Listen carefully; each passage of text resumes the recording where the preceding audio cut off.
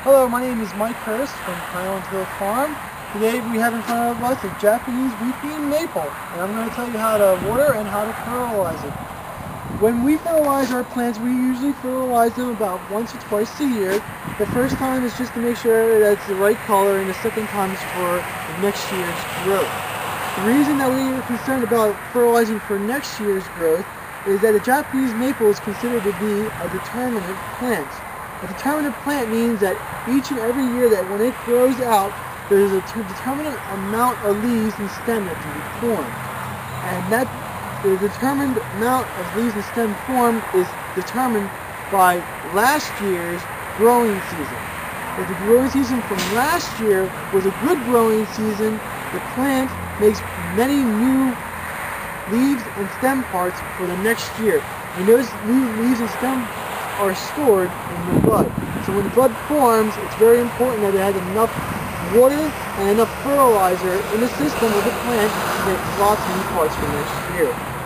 When we fertilize for next year, we usually fertilize in about early August. That way that the fertilizer can get into the soil and get into the plant system.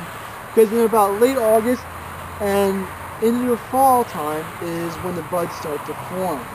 And when we use fertilizer, we use a soda-release fertilizer called Osmocote, and we just do a broadcast fertilizer just on the top of the plant on the surface. We don't ever put any fertilizer injections or any of the liquid type in. We just use the granulated form that slowly releases over time. Usually, Osmocote comes in different colors for different years, and we can see here we have some green and we have some white. The green stuff's from this year, the white stuff's from the other year. That way we know if we fertilized it or not.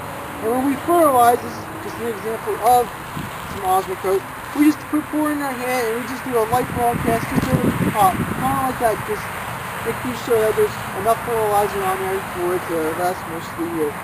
Well, Osmocote comes in different kinds. You have to read a label for how long each one lasts and for the strength. The other topic we're going to talk about is how to water these guys one after you plant them. When you plant them, you should make sure that when you dig the hole out, just dig it a little bit wider than the pot itself, so that when you set the pot into the ground, there's a good gap between it, and you can fill in the dirt in between the pot, the plant, and the surrounding soil, making sure that there's no air pockets in there. You don't want to compact the soil around. You just want to use your shovel to work the soil into the ground, getting rid of all the air pockets.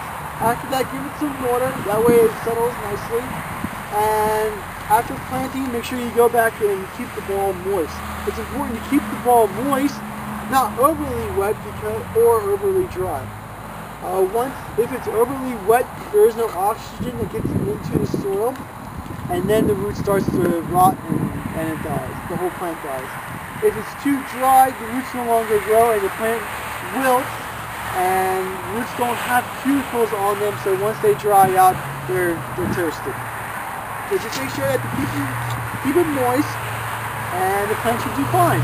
If you have any questions about the Japanese maple, just give us a call at 215-651-8329. Thank you.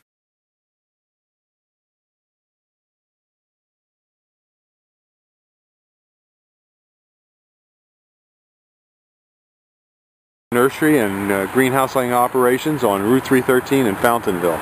And if you want to come and tour this barn, just give us a call at 215-651-8329 and we'll arrange for you to have a tour of the barn. It's not a problem.